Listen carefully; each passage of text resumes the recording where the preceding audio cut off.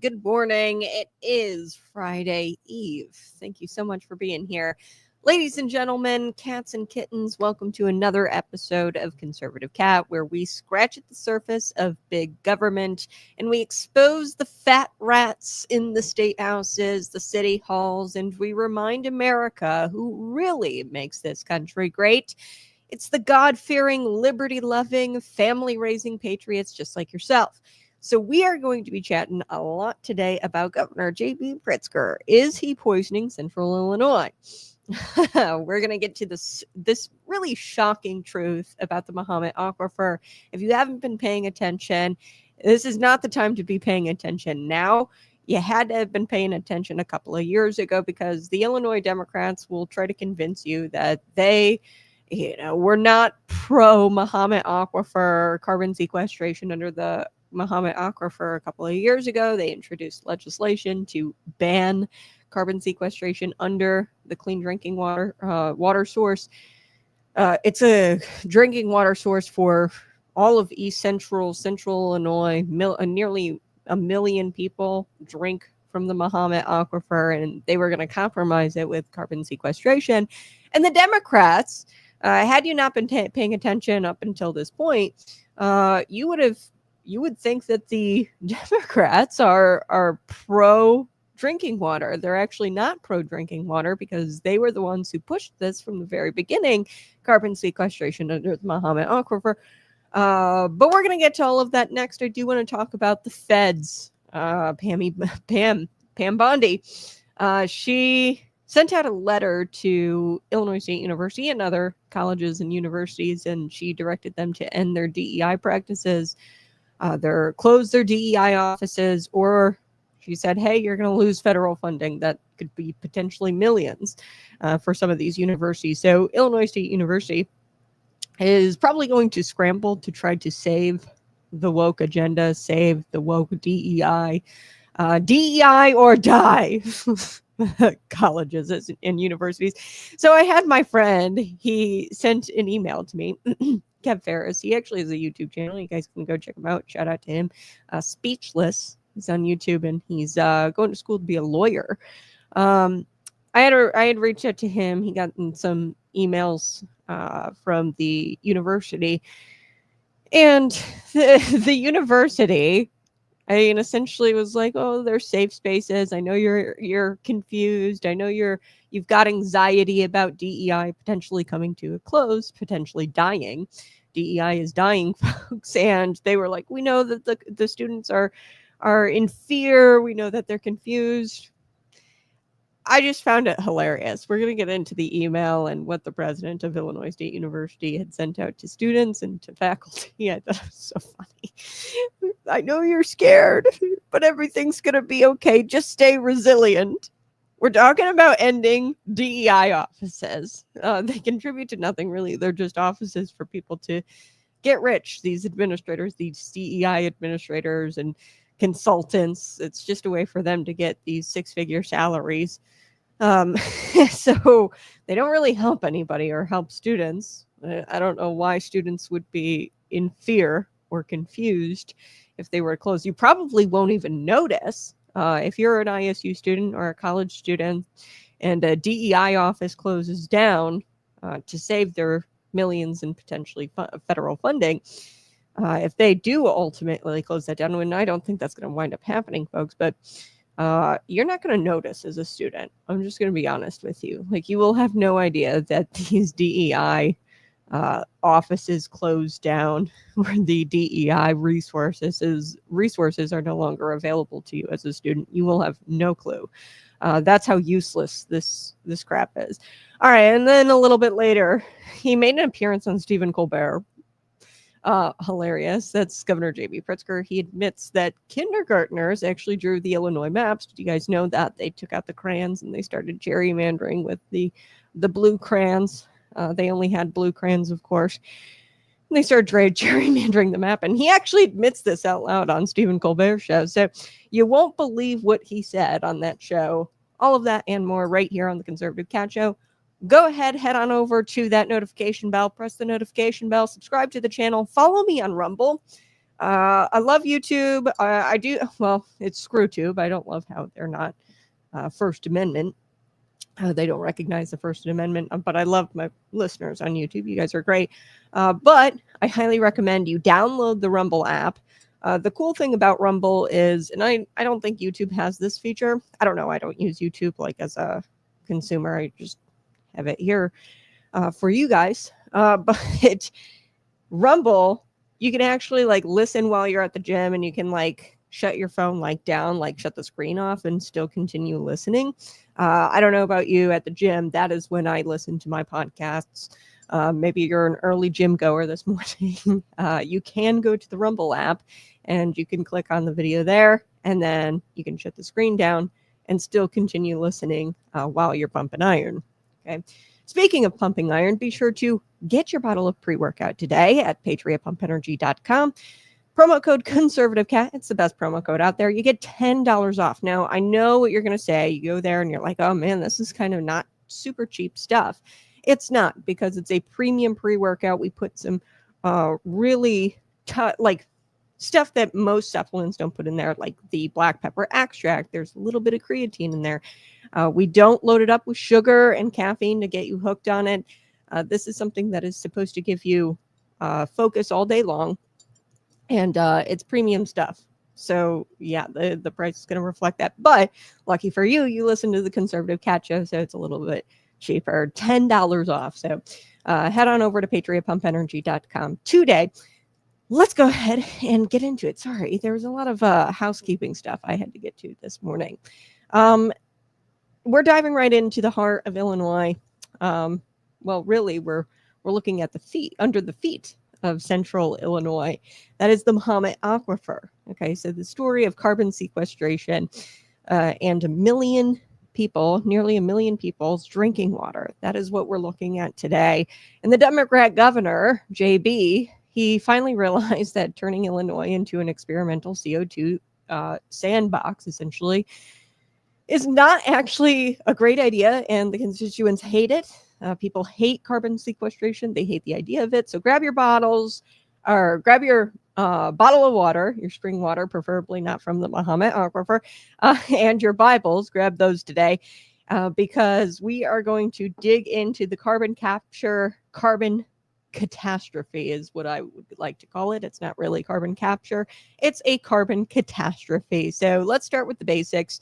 What the hell, Kat? I'm just joining. What is the Mahomet Aquifer? Well, half the population of East Central Illinois relies on the Mahomet Aquifer for clean, drinkable water. This is life-giving water, right? We rely on water to live. And we're talking about nearly a million people, okay? This is a lot of people who drink from this. And this is not a conspiracy theory.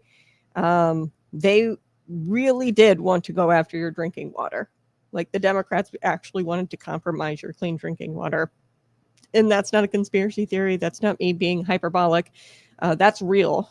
They were going to go after families, go after farmers, go after small towns, suburban communities, all of these people who sit on top of this underground reserve that God gave himself to the prairie lands, okay? Underneath the prairie, underneath central Illinois. Love central Illinois. It's beautiful. And like everything God has made, government wants to mess around with it. You know, like I say all the time, Democrats are just anti-Christians. Very clear. They're just anti-Christians because they wanted to destroy the very thing that God placed in the earth for us to drink from.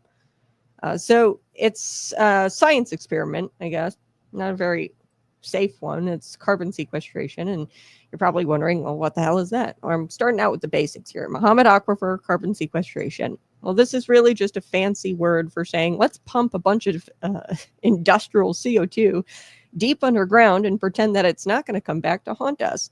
And guess what? The Illinois Democrats, and don't let them get away with this, they wanted to do this under the aquifer.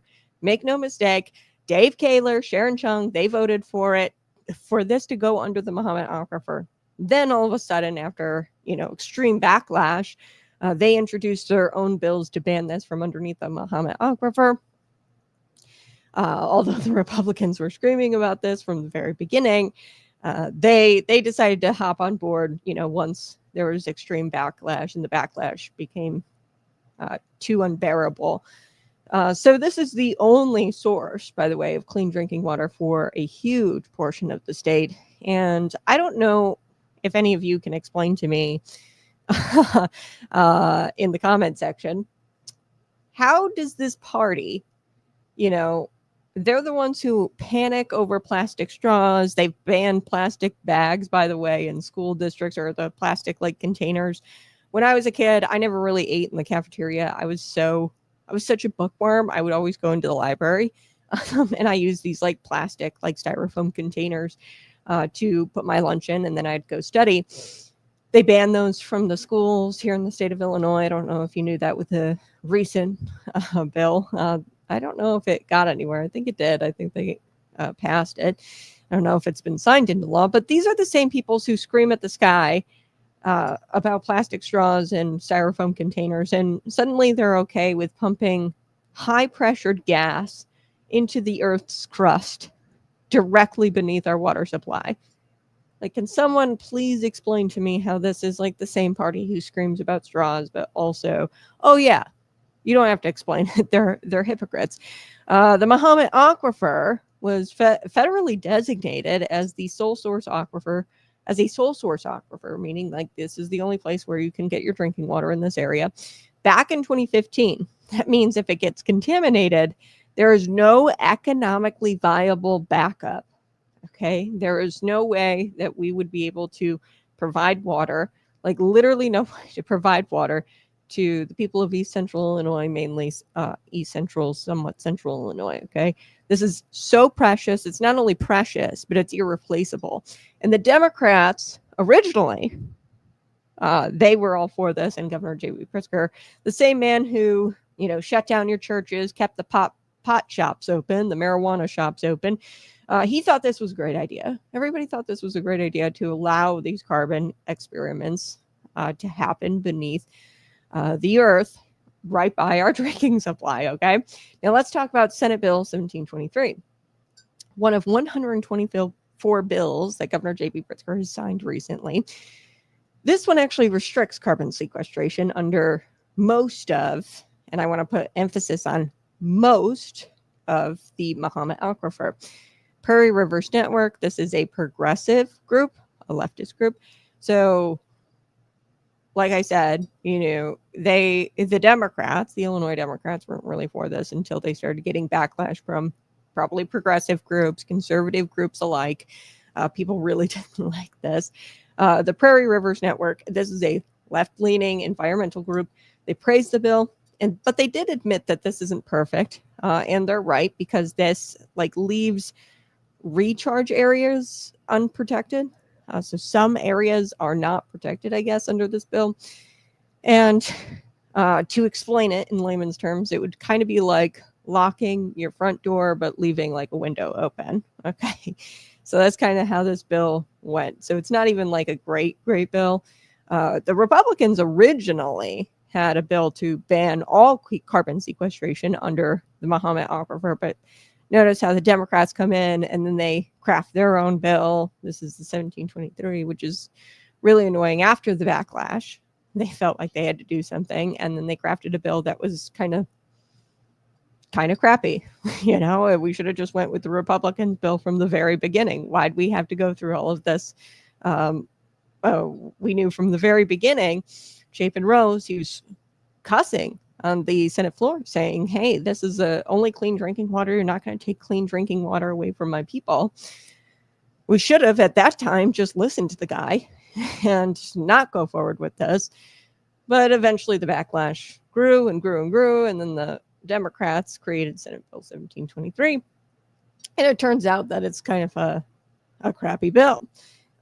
So Andrew Rain, this is the climate policy director of Prairie Rivers Network. He's quoted in the Center Square. He said that this was about scaling up carbon sequestration or carbon capture and storage, CCS, in a massive way. His words, not mine. Okay, that this was all about scaling up CCS in a massive way. So let me get this straight. They're trying to massively scale up an industrial process that has already leaked twice, by the way. Just last year, Indicator at ADM, Archer Daniels Midland facility. This is a food processing facility. It's kind of notorious for explosions. But this happened last year where there was, they have carbon sequestration lines, like carbon storage pipes. And apparently they've already leaked twice. And they want to ramp up this CCS, even despite like protecting the aquifer. They're still serious about scaling up CCS and about it making this bigger here in the state of Illinois. And what, we're just supposed to trust them? Okay, we're supposed to trust this industrial process, CCS, carbon capture and storage, although we already have the facts that these things leak. So Andrew Rain, the climate policy director, he says 5 years isn't enough time to study the risks. Of course it's not. They're plowing forward ahead anyway with this new experiment, the science experiment. And I mean, talk about an industrial gamble, a high-pressured gas time bomb beneath our God-given water. I mean, this is what we're talking about, and this bill doesn't even really fully protect it. So, you know, and why? You might be asking yourself, why the hell are we doing carbon sequestration? And I hope that the Trump administration gets serious about this. I know RFK Jr. is serious about this, but Donald Trump, and this is one of the gripes I have about Donald Trump, they still give out tax credits for this crap, for the carbon sequestration crap. And I don't know why. There's been pro-Trump Republicans who have federal legislation to reevaluate the tax credit. But when Donald Trump was first there in his first term, he extended this credit, this tax credit, to give companies who do carbon sequestration. And I just hate it. And I hope that they take this seriously. I hope RFK Jr. actually leads the charge on this, where we ban carbon sequestration. He's got a wonderful documentary out there. Go check it out. I forget the name of it, but just type in RFK Jr. carbon pipelines. But you might be asking yourself, why the hell would we want to even do this in the first place? Well, part of it is because the climate cult, that's what I call them, the green weenies.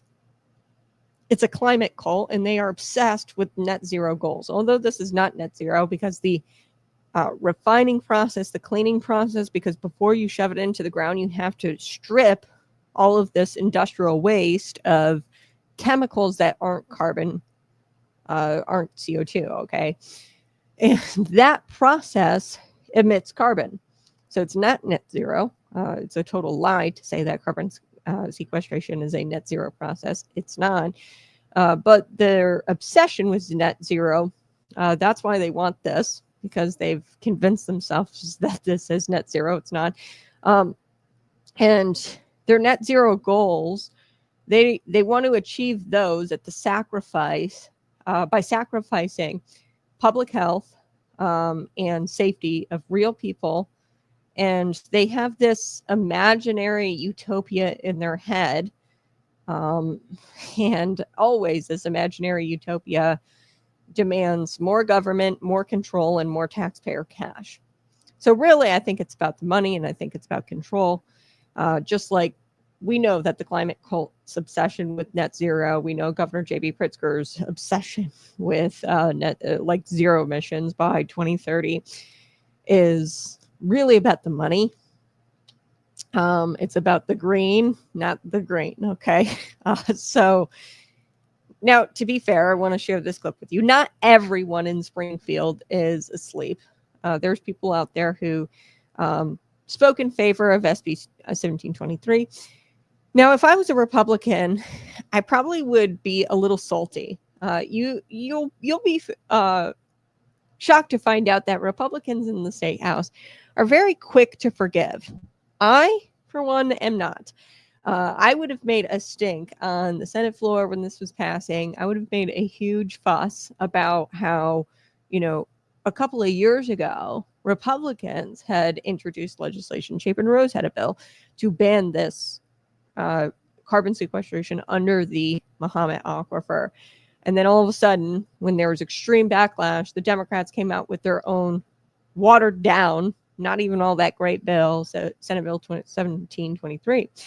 I would have made a stink about that, and I'm like not a very, I don't know, gracious person I should be, but I'm not very gracious when it comes to depriving people of, clean drinking water and actually trying to take that away from people. It rubs me the wrong way. So I get a little passionate when you try to hurt people intentionally. So I really would have made a stink about this, but State Representative Brandon Schweizer, he's a Republican from Danville. He spoke in favor of SB 23. He said his constituents were concerned, and rightly so. If something happens to that aquifer, all of Illinois is going to suffer, not just the locals. It would be the whole state, because it would be that catastrophic. The whole state would feel the effects of this thing. Let's take a listen to this clip. Here we go. Many know the Mahomet Aquifer in central Illinois is a sole source clean drinking water for nearly 1 million people in our state. This bill puts in additional protections for the Mahomet Aquifer. This bill is necessary because there was an effort to store carbon that had been sequestrated under the aquifer, the main source of our drinking water. There's a lot of constituents within the greater Mahomet Aquifer area that have concerns with the sequestering through and underneath the Mahomet Aquifer. I know it's relatively local to central Illinois, but it also affects greater Illinois if something were to happen to that aquifer. So I want to thank everybody that had a part of this. It's a good bill. There's 1 million Illinoisans that this is their only source of water. This bill does not prevent carbon sequestration. 85% of the geographic landmass of Illinois is suitable for such sequestration. But what this does do is says you can't do it on the Mahomet Aquifer because it's our only source of drinking water. So you can go north, south, east, west, but just not on this little piece that bans through central Illinois.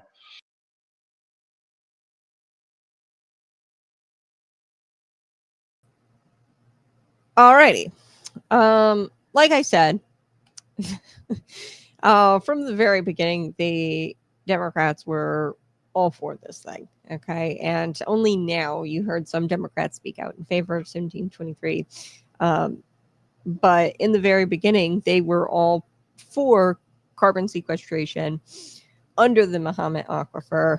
And only recently, after the backlash, did state senators like Dave Kaler sponsor bills like 3968, which says no person shall conduct carbon sequestration activity within a sequestration facility that overlies, underlies, or passes through a sole source aquifer.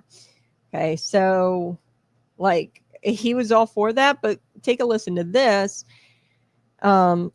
Kaler sponsored Senate Bill 1289, which was signed into law, and that measure puts in regulations of carbon sequestration projects, including a 2-year moratorium on carbon projects. So 1289 made it possible to begin with. Okay, I want to make this very clear. 1289 was what jeopardized the Mahomet Aquifer in the first place. They could have crafted protections in at the time when they were setting regulations for carbon sequestration, but they didn't because they didn't give a damn. So on the Senate floor, Chapin Rose, who you had heard there, he urged the sponsors before that bill passed, by the way, 1289, to add protections in for the aquifer. He says, I don't want to hear a damn thing at the time in the spring about cleaning up the environment when these people can't drink their own water. Okay, so then he filed a bill in, I think it was July of 2024. This was Senate Bill 3963, and that bans carbon sequestration activity under the federally designated sole source aquifer, the Mahomet Aquifer. Kaler's bill, the 3968, was filed in October of 2024. Okay, so the timeline is so important here because these people didn't give a damn. They only started to give a damn when people started to pay attention.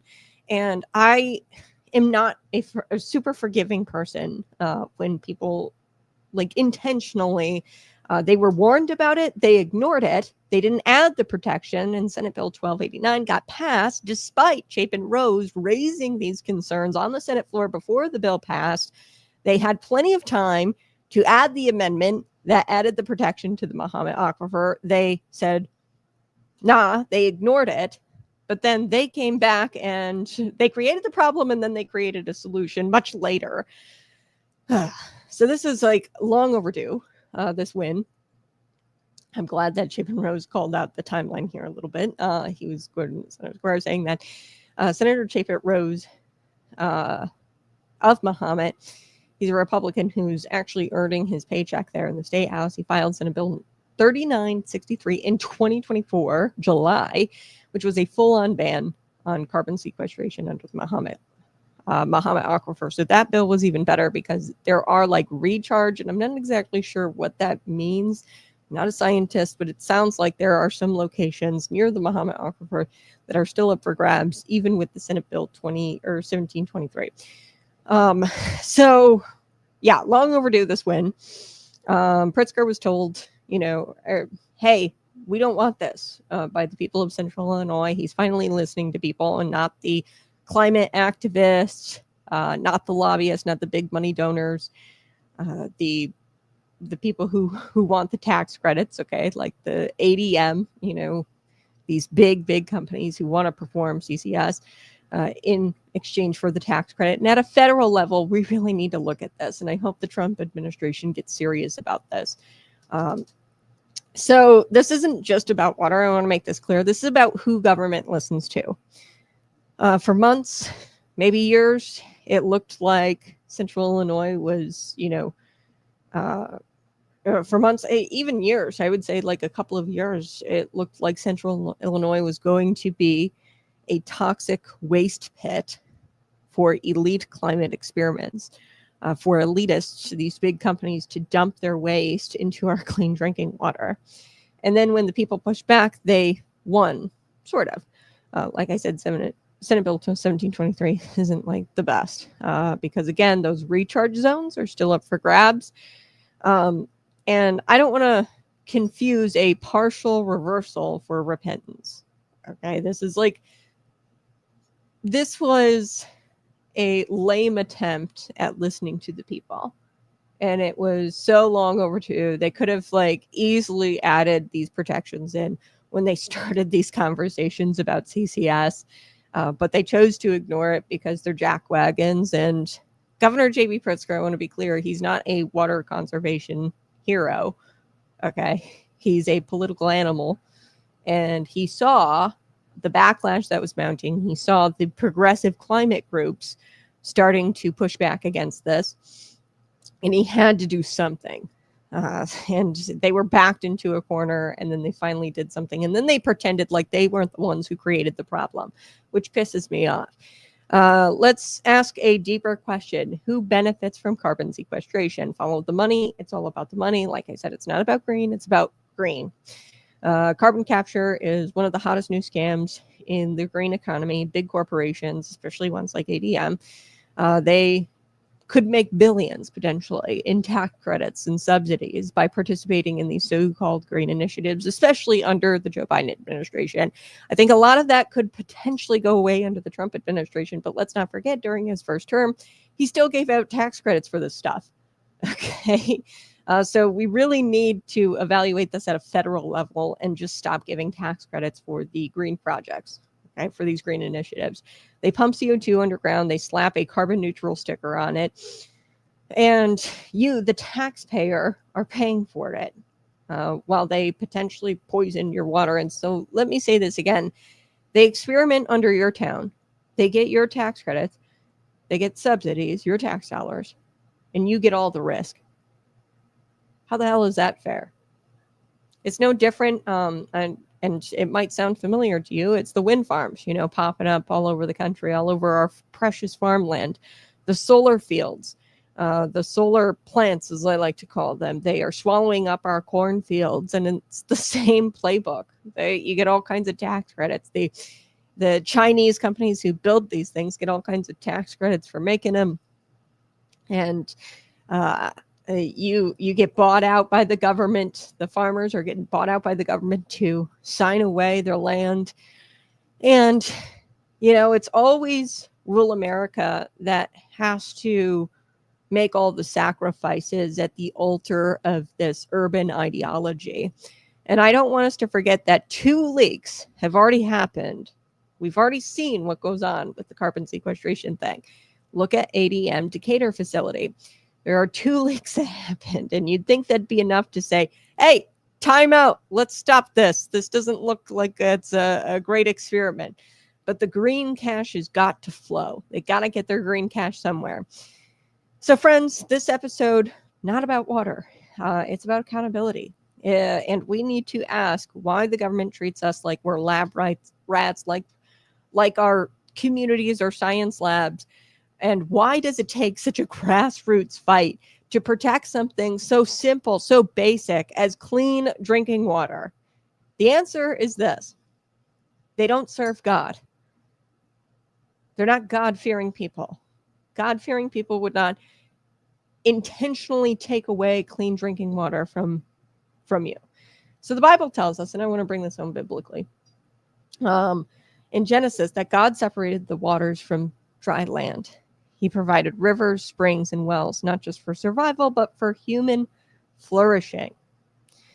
And when man rebels, when he tries to replace God with himself, you get Babel, you get confusion, you get carbon capture under your aquifer.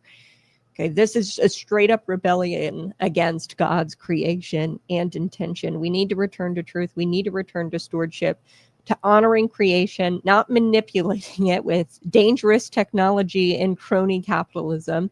And crony capitalism is this whole tax credit thing. These companies don't actually want to produce a product that people want and participate in actual capitalism. They would much rather just get a bunch of tax breaks from the government and subsidies from the government and exist that way. So we have to start electing people who fear God more than they do the climate conferences that they hold in Europe. We have to start electing people who fear God. And it means rejecting solutions that put our family at risk for this unmeasurable climate goal. Okay, we have to start rejecting these green weenie solutions for some utopia, unmeasurable carbon goal, carbon net zero goal 30 years into the future. We have to stop with these solutions.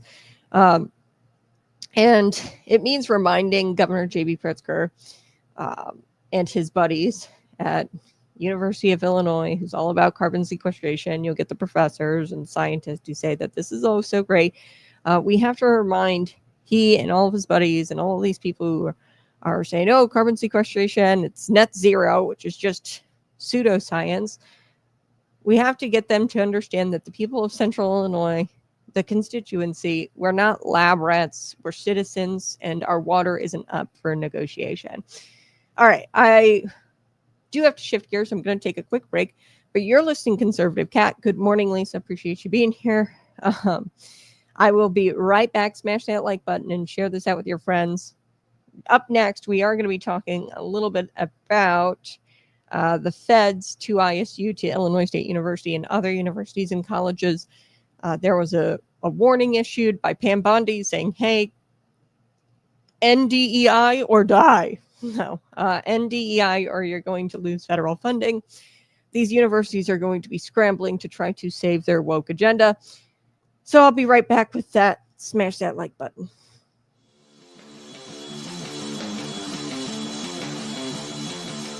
Hey, this is Conservative Cat Clips, and this is the place where we remind you that your children come from God and they don't come from the Department of Education. The government wants to raise your kids. They want to feed them breakfast. They want to tell them about gender ideology and gender identity as young as kindergarten. They want to start them out really early. They want to tell your kids how many pronouns they should have, and they want your kids to learn all the pronouns by the age of 3rd grade. Okay. Meanwhile, they can't keep bathrooms clean in their schools. They can't keep their test scores up, reading, writing, and arithmetic. They can't keep those scores above sea level. the truth here is that bureaucrats don't love their kids. They don't know their quirks, their fears, their hearts, and they certainly don't care what the Bible says about fearing or about raising them in fearing the Lord. Okay, so in Psalm 127, verse 3, children are a heritage from the Lord, not a project for the state, not a cultural science experiment. They are your responsibility, your blessing, and your mission. Okay, but what happens if you step in and they say, I'll take it from here? Okay, and what happens when you step in and say, hey, I'm actually going to take responsibility and I'm going to participate in raising my child? You show up to the school board meetings, you ask about the curriculum, you object to Drag Queen Story Hour and Drag Queen Library Story Hour and all of these pornographic books in the libraries. What happens when you say, I'm going to take it from here, I'm going to start participating in my mission and my responsibility in raising up my child? You are deemed a domestic terrorist. Okay, if you start showing up and if you actually start taking responsibility over raising your child, you are dangerous to democracy. They'll say that. And they'll say that all because you just started loving your kid enough to be involved. So we've normalized this idea that parents should just hand over their kids for 8 hours a day and play catch up over a microwave dinner and try to catch up on who your kid actually is. Your kids are strangers. That's not parenting, that's outsourcing. So the product here is a generation that is anxious, that is confused, and they are spiritually hollow. What if we flipped the script? Really, what if we turned off the screens, cracked open a Bible, and actually parented the way Deuteronomy 6 tells us to parent, at home and all of the time? And I think that our future of the country actually depends on this. And I hope that we start parenting like our future and like the future of the country depends on it, because it does. So don't be intimidated. God gave you those kids for a reason. Raise them up in truth, teach them real values, and never hand over this sacred duty to the folks who say remote learning is the way to go, or gender identity, you can identify as whatever the hell you want. Don't hand over that sacred duty of parenting and raising your children to people who are just wacky weirdos. You can raise your children, and you are required to raise your children because they are a gift from God, and He's bestowed a sacred duty on you as a parent. This has been Conservative Cat Clips. Hey, go ahead and smash that like button and subscribe to the channel while you're here. Just tell one person about the Conservative Cat Show today. Okay, today we are headed to campus. Woohoo! Not for a gender studies lecture, don't worry, or Drag Queen Story Hour. We're not headed to campus for that. No, we are going to be talking about a showdown, really, that's about to happen between the federal government and Illinois State University and other universities around the nation. We're going to be talking about this. There's going to be a showdown because the feds have sent out a letter and essentially said, like, we're going to pull your federal funding. You're in violation of federal law, potentially, if you don't close down these DEI offices. That's right. The U.S. Department of Justice just dropped a bombshell, a warning shot to every taxpayer-funded university in the nation still clinging on to these race-based programs. Cut it out or you're going to lose the cash. Okay, so they dropped this bombshell of a warning. It was a letter, essentially, to these universities who are continuing to do these race-based programs. And in Illinois, in true fashion, Illinois State University, I'm sure they're already scheming to try to keep the woke gravy train rolling. And we're going to dig into it because I'm sure they're going to not give up their DEI offices. And likely what's going to wind up happening is they're going to replace the lost dollars from the feds with the state dollars. So that's going to be your money, your tax dollars. They're going to keep the woke gravy train going with the state tax dollars and keep these DEI offices open with state tax dollars. Now, I'd like to see Pam Bondi's response to that, because according to Pam Bondi and the DOJ here, they say that these universities are actually in violation of the Civil Rights Act, and other laws, other civil rights laws. So I'd like to see her response if we just say, hey, the state is going to pick up where the feds left off and like replace the lost funding at a state level. So it's a formal letter from U.S. Attorney General Pam Bondi to public colleges and universities. The message is clear. Quote, if you discriminate by race or sex in scholarships, hiring, training, or admissions, you're breaking federal civil rights law, and you could lose your federal funding. The message is pretty dang clear in this letter. So let me repeat that for some of the folks in the back row at the gender justice seminar, okay? Civil rights law means equal treatment, not preferential treatment. Okay, that's what civil rights law is all about. Now, Illinois State University, ISU, the People's Republic of Illinois, of Normal Illinois, that's what I like to call Normal Illinois, the People's Republic of Normal Illinois. That's where ISU is located. They got the message as well. And the president there sent out a nice little long email to try to calm the panic of the students, because I guess the students would be thrown into some sort of anxiety or confusion if the DEI offices are threatened. Okay, so he said, the university is reviewing the guidance, the federal guidance. And he mentioned the anxiety and confusion that this might cause. And he said, this is an opportunity to strengthen the institution's resiliency. So what does that mean exactly? Resilient against the compliance with the law, with the civil rights law. Resilience against what? Exactly. So right there in that email, I don't think they have any intention of closing down their DEI offices or their DEI practices, their hiring, training, admissions practices when it comes to sex-based or race-based preferential treatment. I don't think they have any intention of easing up on that. Look, this is equal treatment under the law.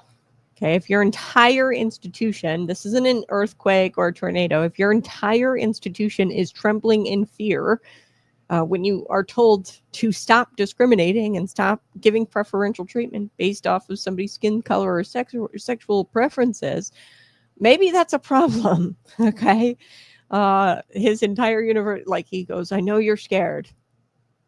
Scared of what? You were just told to start treating people equally. Okay, so let's talk about what this is really about. It's about money. Federal dollars, grant money, student aid loans, research subsidies, you name it. They could all lose that at a federal level. So here comes in stage left, State Representative Paul Jacobs. He is a conservative, he's a truth teller, and he's saying what we're all thinking. If DEI violates the law, the money stops flowing in from DC. So what is going to happen next? Illinois is just going to try to cover it up with state funds. He told the Center Square, quote, you're going to see it. They'll try and grab money out of IDOT or wherever they can find it. He said there's no money in the general fund, so they're going to have to try to find money somewhere to keep giving that and keep propping up these people who are administrators in these DEI offices, have fake jobs. They want to keep this propped up and these DEI offices propped up. And how are they going to do that? If the feds say no, we know the Illinois Democrats are going to say, hold my beer. Actually, they'd probably say something closer to hold my soy or oat milk latte because they're gay. Can I say that? 2012 gay because they're gay. They're stupid. So the next thing you know, they're going to be taking money that's meant for bridges and meant for roads and meant for infrastructure, hard infrastructure. And they're going to wind up paying these diversity hires, and the DEI offices are going to wind up taking your tax dollars from these places for roads and bridges. And they're going to start paying for woke seminars, diversity seminars, and rebranding. Okay, so I'll get to the rebranding here in just a second. And they're going to try to comply with Pam Bondi, I think, at first by renaming their DEI offices. But they're still going to be breaking the law. They're not going to change any of the practices. They're just going to rename their offices. So This is not just dishonest, it's destructive. We're already broke. We have a pension system that is underwater. Our roads are crumbling. Our schools, the kids can't read or do math at grade level. And now they're going to subsidize illegal, the state is likely going to subsidize illegal DEI programs with state cash. They're going to subsidize it with state cash because the feds are going to pull out because it's illegal.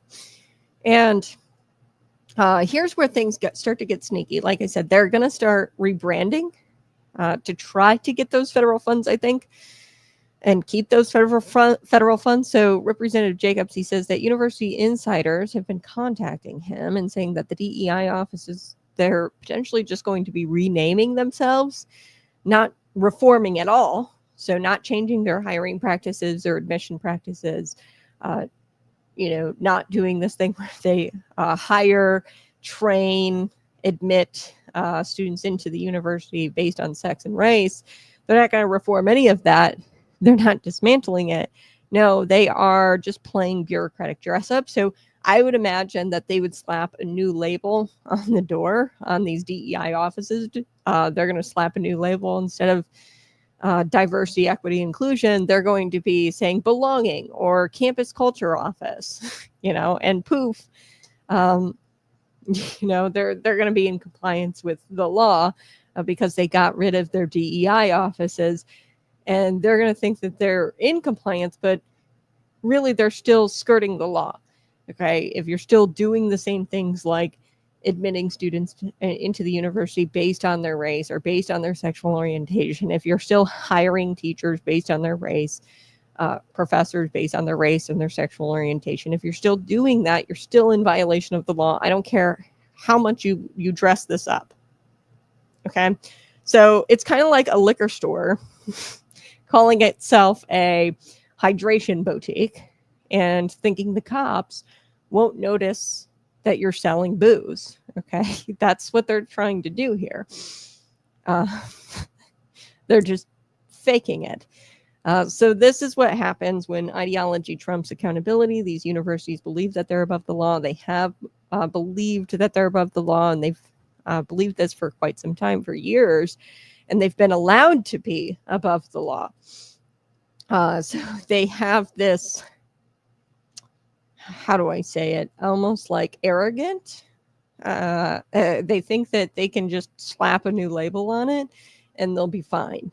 And the law doesn't apply to them. And like they're in compliance with the law if they just slap a new label on it. That's why they have this belief. It's because they've been able to get away with this for so long. The political class in Illinois has kissed the ring of academia for years. And for decades, and the federal government is saying no more. We're not kissing their ring. We're not going to let them be above the law. They actually have to follow civil rights laws just like everybody else. The federal leash is tightening and they are panicking. So Representative Jacobs, he gets it. He's not some like partisan, fire-breathing partisan representative either. He's an eye doctor. So he's a doctor, and he's spent, decades helping people see literally and politically. So he's been there for a little while as a representative, but he's also been an eye doctor. And he says, in his practice, he sees everybody as human, Black, white, Hispanic, and there's intelligent people in every single race. And those are the folks who are being harmed. Like these DEI practices are harming Asian Americans. They're harming people who are very intelligent. And they just happen to be, the wrong skin color for this DEI office at this university because they don't want to admit them into college because they're Asian or because they're Hispanic, because they're Black, whatever flavor that university wants that semester.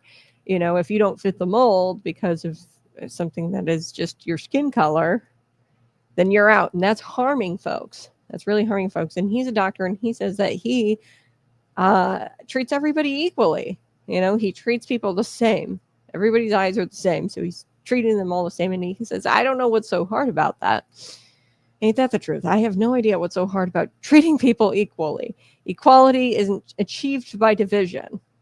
Okay, and they're dividing people in by their sexual orientation, by their race, and fairness isn't created by favoritism. Okay, there's certain groups that are favored over other ones. You get, things like affirmative action, admitting people into college based on their race. That's favoritism. The very people DEI programs claim to help are often the ones being stigmatized, sorted, tokenized, and it's all for the sake of this political agenda. It actually hurts them. So I'm going to tell you a story. She's happened to be a Black woman, and she was a second year student. I don't know if she dropped out or what, but I was in an internship in college at Illinois State University. Okay, and I know Illinois State University does this. She was not, I'm just going to say it, intelligent enough, or not of a, she didn't have the academic performance needed to be in college. Okay, trying to be, politically correct with this, but she could not read. Okay, and she was a sophomore in college.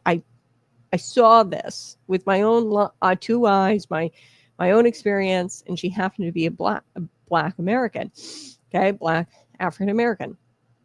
And I didn't realize it at the time, right? Because I wasn't really into politics all that much at the time. But she was a sophomore, I was a junior, and I realized she couldn't read. And I was like, how the hell did she get into college? How the hell did she graduate high school? How the hell did she pass the 3rd grade? And that's the danger. And that's who is being harmed the most by this, because she's already a sophomore in college. And, in the real world, so it was an internship that she was working for me. And I had to let her go. I had recommended, I said, you really need some tutelage. You need some extra help learning how to read, okay, and write. This girl could not read. I'm not kidding you. And I said, you need some help. You need to go learn how to read. And I said, I can help you, in my free time as much as I can, but you cannot have an internship with me. And I was just like completely shocked by that, but I didn't put 2 and 2 together at the time because I wasn't really all that political, and I had no idea the DEI programs were really going on as a student. I was focused on, getting my degree and, paying my college, my classes off, and working my butt off. So I wasn't really focused on any of that. But as I grew up, I started to realize, I was like, wait a second. That girl I encountered who couldn't read, and she was a sophomore in college, she was being harmed by these DEI policies that got her to that point. Okay, so the people who are hurt the most are those who are admitted into college simply because of their skin color. And Jacob says that Paul Jacobs, the state representative, says that the focus needs to return to academic rigor, okay, to fairness. Okay, that's what college is all about. Can you read? Can you write? And can you do that well? If you can, then you're going to be admitted. You're going to be admitted into college. Okay, you're going to pass high school. You're going to graduate high school. We're going to allow you to get your diploma. Okay, so that's what this is all about. That's what education is all about: is academic rigor and how good you are at academics. Okay, we need to get back to teaching students how to think, not what to think. And right now, you've got universities and honestly, public schools who are just teaching kids at this point to revolt, teaching kids to be little activists. And I'm kind of a product of that. And as I get older, I start to realize this. I'm very passionate. I've got a podcast. I'm very politically active in my community. And I grew up and I realized it's probably because from the very beginning in public education, and I went to public schools, from the very beginning, they were all about activism. I just happened to have an issue with authority. So I went the opposite direction. Okay. In schools, they tend to try to teach you to be left-wing activists. Okay. And it didn't work on me. I had a problem with authority. I had a problem with my teachers, and I would always try to be the one that was like different in my classroom. Okay. I always tried to pick fights with the teacher. So I went the other direction. So you get some of those people, but I am a product of activism. They're not teaching kids how to think and math, reading, writing. They're not teaching those types of skills anymore. They're really teaching kids how to be little activists. And it was so bad. And I realized this the older I get, it was so bad, even in my little tiny high school, that it pushed me into a direction that is pretty far. I mean, I'm pretty far right. Okay. And I'm a product of public education. Some kids, I wouldn't say most, but some kids, the activism and the pushing of this ideology has an opposite effect. So I want to get to the Christian lens of this. Galatians 3:28 says, "Neither Jew nor Greek, slave nor free, male nor female, for you are all one in Christ Jesus." I just absolutely love that verse. It's just so good. So that's not just, spiritual truth. That is moral clarity for us here in America. The Bible tells us everything we need to know. What these colleges are doing are anti-biblical. Okay, there is no such thing as Jew nor Greek, slave nor free, male nor female. We are all one under Christ Jesus.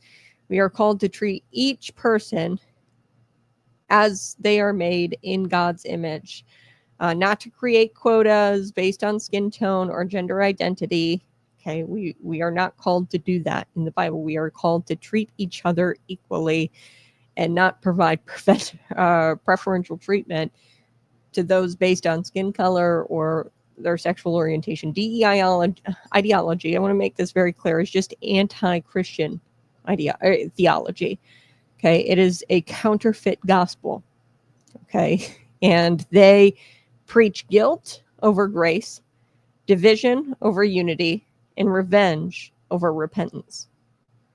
Okay, it teaches young adults that their values lie not in their souls, in their work ethic, and in their intellect, but in where they land on this oppression chart, like and where their skin tone and their gender identity, and where they land on this oppression chart. And that is what we're teaching our young children, is that your value lies there. And that's how valuable you are based on your oppression chart, on this oppression chart. So this isn't just bad policy, it's bad theology. It's anti-Christian. The DEI programs, the offices, the race-based admissions into college, all of that is anti-Christian and it's anti-biblical. Just take a look at Galatians 3:28. Okay, so when the university elevates this ideology above the Constitution, above civil rights law, and above the will of the taxpayers, they forfeit the right to your money. Okay, so when they're elevating this bad theology, of course, the federal government is going to rip their grants from them and their money for their research and things like that, because this is just awful. So bottom line, the DOJ told Illinois universities and other universities to clean up their act where they were going to lose the federal cash. Instead of reforming, they're rebranding now, and they're using these like different names, and they're hoping the feds don't notice. And I'm sure Illinois Democrats are already scheming to cover up the DEI deceit by raiding your tax dollars. They're going to try to replace the lost federal funds with state tax dollars. It's corrupt, it's unconstitutional, it's unjust, but there is hope as long as we speak up, we stand firm, and we vote smart, and we be the change. Okay, don't wait for the university president or the woke trustee board member. Okay, be the change.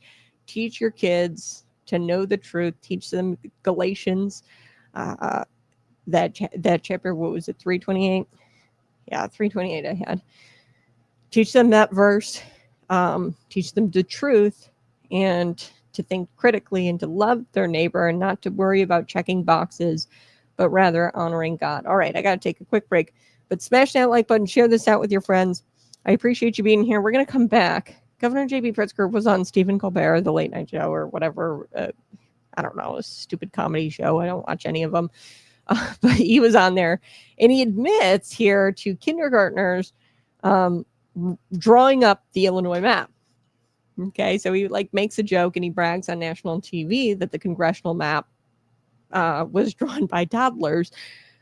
Maybe it's time to stop letting this clown and clowns that are in JB's orbit run the circus. I think it's time that we get him out of there. All right, I'll be right back. You're listening to Conservative Cat. Check your blind spots. Men love to call things out. Weakness, hypocrisy, failure. We're wired to spot threats and take action. But Jesus didn't say, never judge. He said, judge not, that you be not judged. Why? Because judgment without humility is a trap. It turns you into a sniper with a log jammed in your eye. Matthew 7 hits hard. Jesus calls out a man who sees a speck in his brother's eye, but ignores the plank in his own. He's not saying, don't correct. He's saying, clean your lens first. Self-examination before confrontation. It takes guts to get real with your own sin, to admit you've gone soft, to face your pride, lust, laziness, or bitterness head on. But that's what real men do. They sharpen themselves before they sharpen others. Jesus didn't just want behavior police. He wanted heart warriors. Men who get the plank out, then humbly help a brother see clearly. Men who don't just flex spiritual authority, but walk with spiritual maturity. In verse 6, it's about discernment. Don't toss holy things to pigs.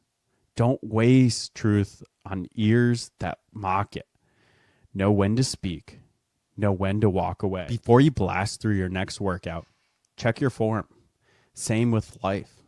Patriot Pump fuels clean, focused energy, but you've still got to show up. Power with purpose. Clarity with strength. That's how you train. That's how you lead. Hey, good morning. I appreciate you being here. Go ahead and smash that like button. Subscribe to the channel while you're here. Today's episode is featuring a segment called Kindergarten Cartography. Pritzker's gerrymandering games. Yes, because when the governor brags on national television, Stephen Colbert showed that the congressional maps were drawn by toddlers. Maybe it's time we stop letting him and other clowns run the circus here. That is the state of Illinois. Governor J.B. Pritzker, yes, this is the same guy that is taxing your cell phone. I think I've told you guys this before. I think it's like $38 or like 38% of your phone bill. Go check this out. In Illinois is all taxes. So like say you have a $100 phone bill, $38 of that is just taxes. Insanity. He taxed your cell phone like it's a luxury yacht. And he's out there, you know, handing Chinese companies your precious farmland. This is the same guy who, you know, took time out of his busy schedule to fly to New York and yuck it up with Stephen Colbert on his show. So that's what we're talking about this morning, because nothing says I care about Illinois like ditching your job to do stand-up comedy or to do a comedic show about gerrymandering on national television. So Colbert, he holds up Illinois' mangled congressional map, okay? And he holds this up during the show, and he asks the governor where it came from. Pritzker replies, we handed it over to a kindergarten class, and we let them decide. Whoa. Well, folks, I'm not sure if that's a joke or a confession. What do you think? Throw it in the comment section. Joke or confession? That's the question I've got for you this morning. He said that they handed it over to a kindergarten class, the map. You know what they say, the truth is often told in jest. Okay, so there's a little bit of truth to every single joke, and I don't know, maybe that's a confession. Maybe he's actually admitting that they handed the congressional maps over to a bunch of toddlers. I wouldn't be shocked, because there is something like, I forget the name of it. There's like they're all minors, and they're part of DCFS, and they actually came up with this hair care plan for children who are in the foster care system, and it's a board, and this board features teens. Okay, so teens who grew up and are growing up in the foster care system, and this is like a subsection of DCFS, and they like come up with legislation. I'll have to go look up the names of it all, but like quite literally, there's kids crafting legislation in the state of Illinois, which actually boggles my mind. This actually happened. It was a hair care bill where, you have to provide children hair care, dreadlocks, beads, whatever, hair dye, whatever they want, these foster kids. And it's like, these foster parents, they don't need that. Okay. They need money for the children's education, for the children's medical needs, like actual medical needs. The taxpayers, being on the hook for hair care. Okay. That's absolutely, like, I don't care about what's on your head. I care about what's in your head. Right. You would think that they would prioritize that kind of stuff over the hair care. And my dad and my parents growing up, they would have never let me go get a $200 hair dye or $200 dreadlocks or anything like that. Because guess what? I'm a kid and you don't need it. Right. So anyway, yeah, I'll get to that. I'll have to look that up, because I want to provide you the correct names of all of the boards and what the board is called. It's actually teenagers running the show, and they craft legislation sometimes, which is mind-boggling to me. This agency within DCFS. But let's get back to the kindergartners in the map.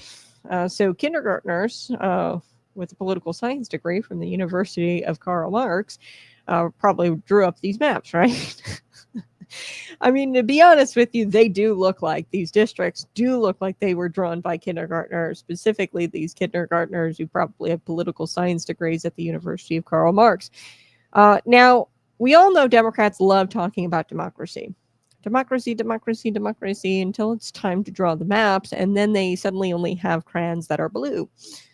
So Illinois State Representative Ryan Spain, he hit the nail on the head. He said, quote, in the center square, Democrats gerrymandered the map at an expert level. If Texas does it, their map still won't be as lopsided as the one here in the state of Illinois. Take a listen to this clip. Here we go. Pulls up our congressional map and says, what is this? I mean, this is crazy. And the governor said, well, we had kindergartners draw it. And that's a funny line, but the reality is the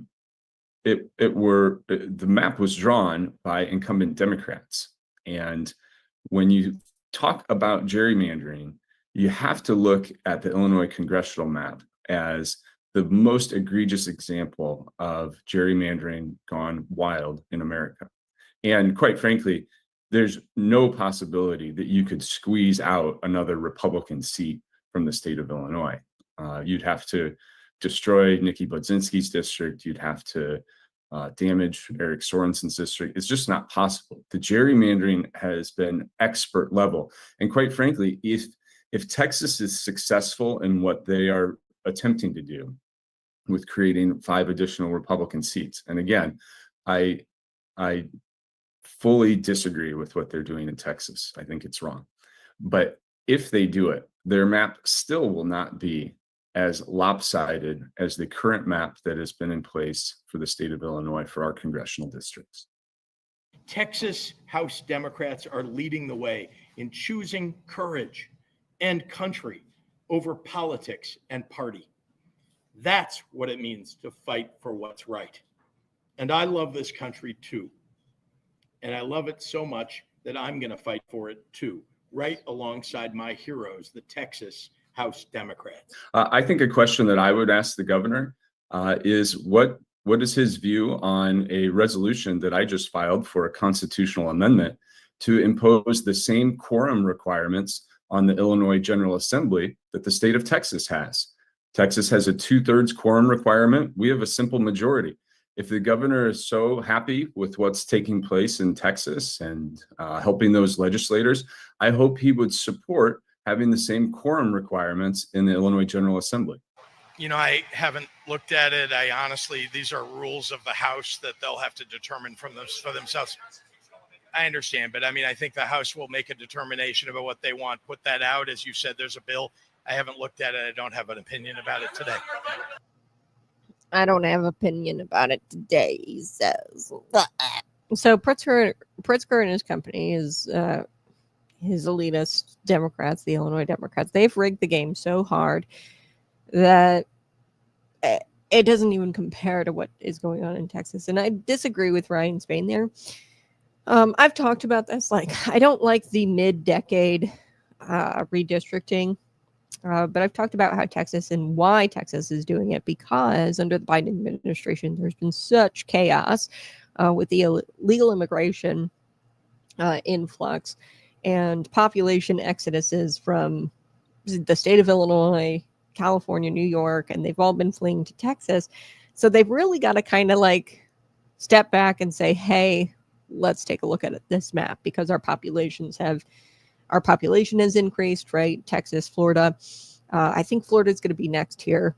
And even on top of that, I think that for far too long, we've let states like New York, Illinois, California, there's some states, I mean, that don't even have any Republican representation. Okay, we have 3 Republican representatives in the state of Illinois. But it's gone on for far too long. And at this point, you know, red states have got to fight back for Republican representation. These blue states have tried to contain Republican representation. So the only way to truly balance the scales would be to fight back and to add more Republican seats, because they continue to write Republican seats out. These blue states. So this is about fair representation, what's going on in Texas. But also, I think in a very much more real sense, the Texas legislature, there's been a lot of things that have happened in Texas on top of, you know, the flood that has happened. And they said, hey, let's redraw the map because of our population issues, because of the influx of illegal immigrants coming into this state. We need to figure out, because we're a border state, we need to figure out where these boundaries ought to go. Illinois is really all about locking down one-party rule under the guise of equity. Okay, just like everything else they touch, education, healthcare, energy policy, it's all about consolidating power and silencing the opposition. So when that doesn't work, they hop on a plane and run away like the Texas Democrats did. Okay, and that's essentially what Pritzker did on the Stephen Colbert show. I mean, Stephen Colbert asked him a question, like, what is this? And then he essentially dismissed it with a joke, saying that kindergartners drew the map. I think that's probably closer to an admission rather than a joke. But let's talk about the heroes of Governor J.B. Pritzker's story, the Texas House Democrats who fled to Illinois here recently to stop this vote on redistricting. They also fled from Texas to Washington, D.C. in 2021 to stop voter integrity laws. Okay, so voter ID laws that the Texas legislature wanted to pass. So he called them, quote, my heroes, choosing courage and country over politics and party. Excuse me? So leaving your elected post, abandoning your constituents, especially at a time when they really need you. The flood aid is also something that they have to talk about in this special session. Stalling a vote is suddenly courageous or seen as courageous. You try that at your job. You say something like, sorry, boss, I had to run to another state because I really didn't like the company policy. See how long you keep your paycheck. But Governor J.B. Pritzker doesn't just admire this political cowardice. I think he's funding it. Now, he said that he wasn't personally funding it, but he did encourage donations to the Texas Democrats. He applauds the donations. There's left-wing organizations that are covering these fees, and Governor Greg Abbott is actually looking into bribery violations because there's left-wing organizations that are covering their fees, their penalties. It's like $500 per day that they're not doing their job, that there's a penalty for that. So he's actually looking at the possibility of slapping a charge on them for bribery. Meanwhile, back in Illinois, we've got working families who are trying to survive under record inflation, soaring energy bills. I mean, your energy bill has doubled. Most people who've talked to me have said that their energy bills have doubled. We're dealing with failing schools. Our kids can't read and write. We're dealing with crime rates, especially in Chicago. Chicago looks like a dystopian video game, okay, at this point. Yet our governor, he makes time to throw these AWOL lawmakers a party, essentially. He's throwing them a little AWOL party. And what about the taxpayers here? What about the farmers? What about the parents? What about the small business owners? Complete crickets. So let's go back to Ryan Spain. He did file a constitutional amendment. So I talked about this yesterday a little bit. This is a House Joint Resolution Constitutional Amendment 19. It's a fancy title. It just simply means that the Illinois lawmakers really want to follow, well, Ryan Spain wants to follow Texas's example and adopt Texas's rules surrounding quorum. So if there's no quorum, there's no vote. In Texas, you need 2/3 of the legislators to even meet. The legislators in Illinois we do have something called quorum in Illinois, but it's a simple majority in order to reach quorum. And a lot of the times they waive rules and stuff like that. If they can't get quorum, they'll waive the rules and they'll conduct business anyway. So they don't even really follow the rules that are on the books now, which is kind of hilarious. But yeah, what Ryan Spain is doing here is pretty genius. He's saying, okay, if Pritzker loves the idea of the Texas walkouts so much, and, let's see how he feels about his own little crew of Springfield socialists following the same rules that have allowed the Texas Democrats to come to the state of Illinois, because there has to be a quorum met. So they're like making it to where they don't reach quorum, the Texas Democrats, by fleeing to the state of Illinois. Okay. And Ryan Spain is simply saying, okay, if you think that they're heroes, for doing this, then why don't we have like something like a 2/3 quorum, like Texas has? So how did the brave leader, Governor J.B. Pritzker, respond to calls for this constitutional amendment? He said, I haven't looked at it. I don't have an opinion on that. Translation, I only really support the rules that help my party. That's how I see that, that you're complete non-answer. This is how I see it. I'm only going to support the rules that help my party out, and really the rules that my party typically waives anyway. So like there's been times where a quorum is needed and you need a simple majority. So like some Republicans to be there in order to conduct business. And there have been times where not enough Republicans were there to reach quorum under the simple majority. And the Democrats, what they'll do in the state house is just waive the rules, and then they just conduct the business without the Republicans at all. Okay, so I mean the constitutional amendment, even if they were to pass it, okay, so that Ryan Spain has here, which I think is just genius, it's funny. If they were to pass it, they could probably just waive it because they don't even follow their own rules that they've got.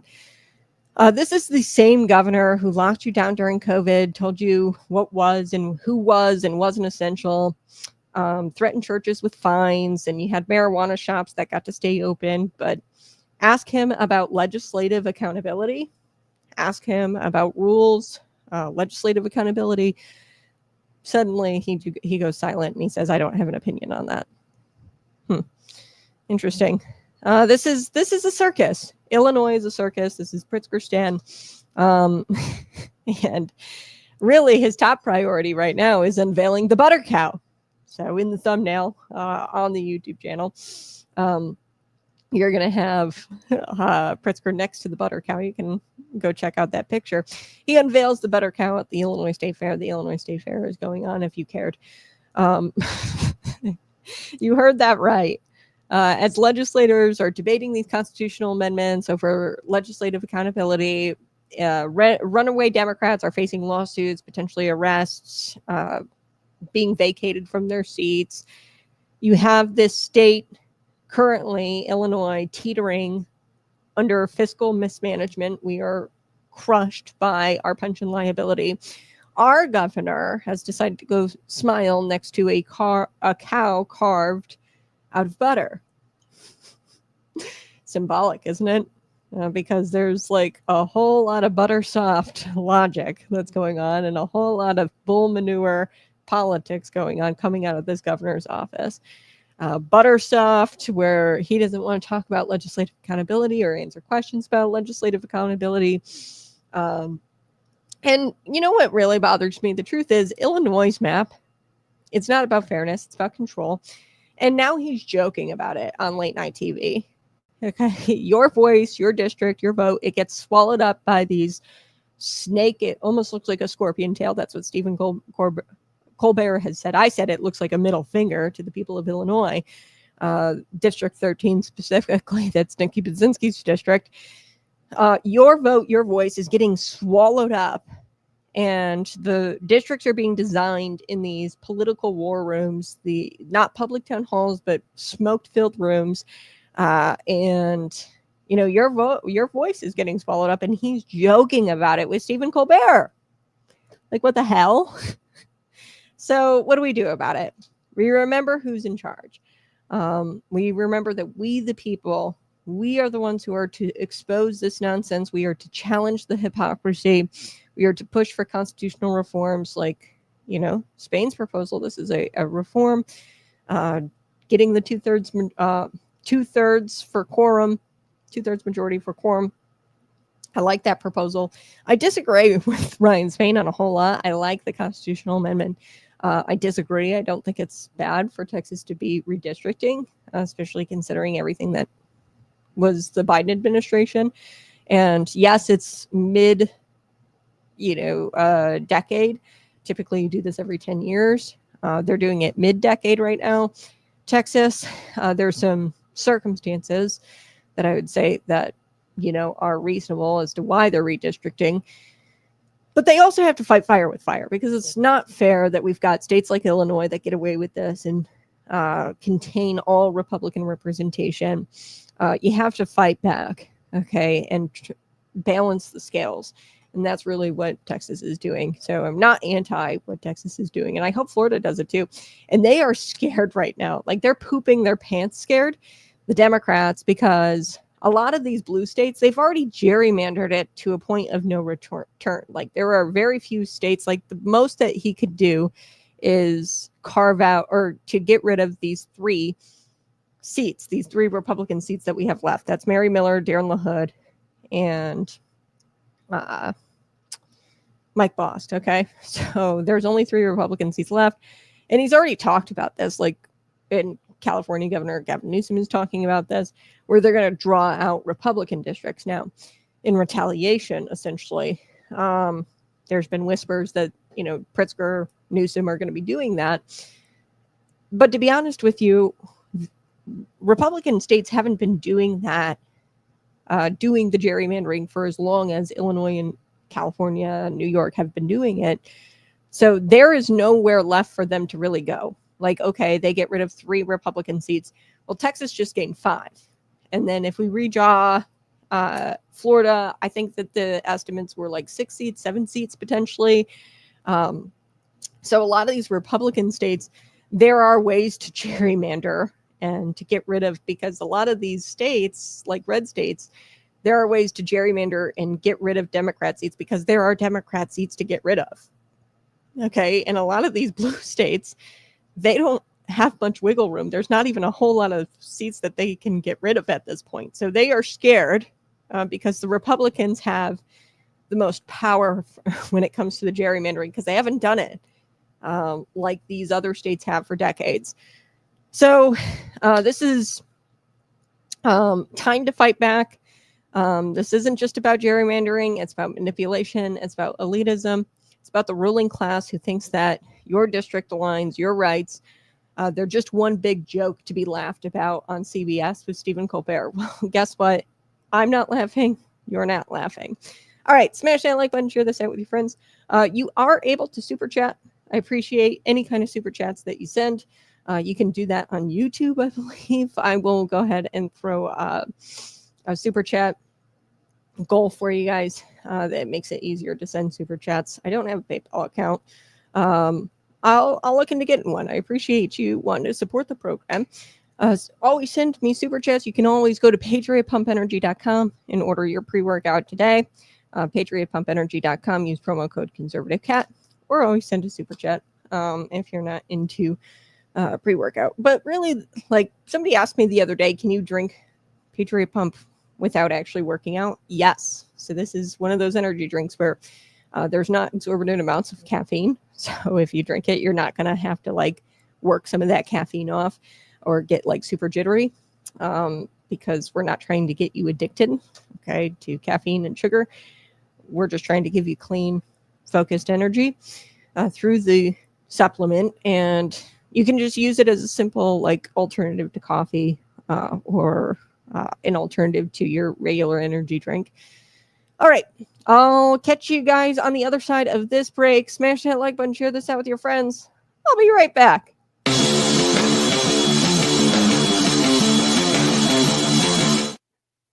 Welcome to Conservative Cat Clips, where the claws come out and the truth lands hard. I'm your host, Cat. Today, we're pulling back the curtain on something that ought to make every Illinois taxpayer's blood boil. You're funding the abortion industry, and the abortion industry is very, very funded by the state of Illinois. So we're going to be zooming in on Illinois. What used to be the land of Lincoln is now the Midwest's abortion sanctuary. Under Governor J.B. Pritzker, Illinois has gone full throttle into becoming what he proudly calls the beacon for reproductive rights. Translation, come one, come all.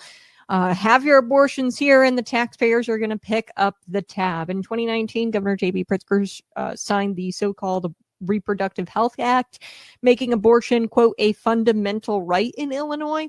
But that wasn't all. He also repealed the Parental Notification Act for minors getting abortions. So that means little Susie, if she's 12 years old, she doesn't need her parents' permission to go get an abortion. Your 13-year-old daughter can get an abortion in Illinois, even without you knowing. And while Illinois families are struggling with inflation, property taxes, and rising crime, guess where your tax dollars are going?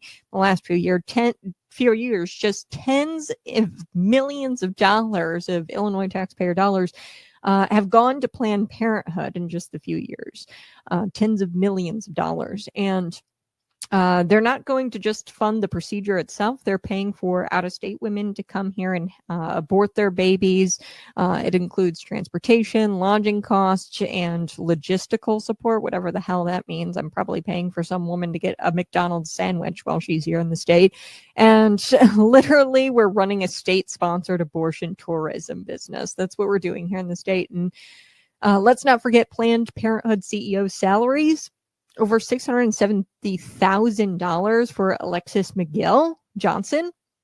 Regional directors, they make about like six figures too. So your paycheck is shrinking, their paycheck is growing, and your roads have potholes, but Planned Parenthood thriving.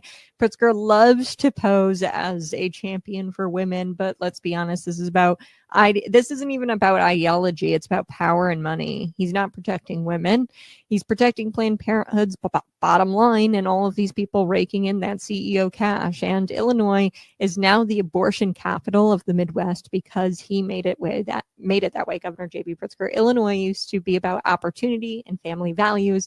Now it's the go-to state for late-term abortion. Over 46,000 abortions in Illinois were done in 2022 or 2023 alone. 46,000 in Illinois alone, and many of you paid for that. And under Governor J.B. Pritzker, that number is just going to keep going up and up and up every single year. This has been Conservative Cat Clips. I'm Kat, reminding you that taxpayer-funded abortion is not compassionate. It's corruption. And all of these people are making tons of money. And it's time we demand real leadership. It's time we step up and demand that they stop funding this madness. It's time we stand for life here in the state of Illinois. What do you think? Hey, go ahead and smash that like button, share this out with your friends, send a super chat. I hope that YouTube did not ban me from super chatting. I just was checking. Maybe you can. I don't know. From what I understand, you can super chat, but I don't know. I'll figure it out tomorrow. And see what happened. I don't know. I did talk about COVID yesterday. Usually when you talk about COVID, YouTube really doesn't like that, ScrewTube. So that might be why I can't do super chats, but I'll get a PayPal and I'll make sure that you guys are able to contribute to the show, because we really want to make sure that we keep you up to date on all things Illinois, but also national news, which brings me to this. Gavin Newsom, he's being mocked into next week for this hilarious, desperate response to the redistricting question and to redistricting. So he's being mocked for this tweet that he had put out there on social media, rightfully so, and he will be mocked for, I mean, the rest of his life. This was a really stupid tweet to put out there. And this guy wants to be president, Governor Gavin Newsom. It's been rather funny to watch the Democrats flip out over the Texas plans to redistrict, okay? With Democrats fleeing the state to break quorum. And now that's coming back to bite them, as they might just suffer the consequences of abandoning their jobs. It looks like Texas Governor Greg Abbott has started to attempt to remove these Democrats from their offices. Now that would look it's going to be kind of difficult, because they have to bring a lawsuit against each and every single Democrat. They can't just do like a class action and vacate all of their seats. So Texas Governor Greg Abbott has begun the attempt to remove the Democrats for refusing to show up for their jobs, essentially. So he says, quote, "I took emergency action to begin the removal from office of the derelict Democrat House members who refused to show up for the special session." So there's something in the law, it might reach the definition of abandonment. I think it reaches the definition of abandonment of their duties, which would allow Governor Greg Abbott to vacate their seats and to appoint new people to their seats. So let's take a listen to this clip. Fleeing the state to avoid your job, avoid the job that the voters elected you to do. That is not leadership. That is not democracy. And I hope that these Democrats face consequences. Let's take a listen here to Governor Greg Abbott. And so the Democrats, when they return, they're going to be accountable for certain legal violations, but also for violations of Texas House rules. And so it's going to be a bad day for them. And the sooner they get back, maybe the lesser the consequences, but the longer they stay, the greater the consequences.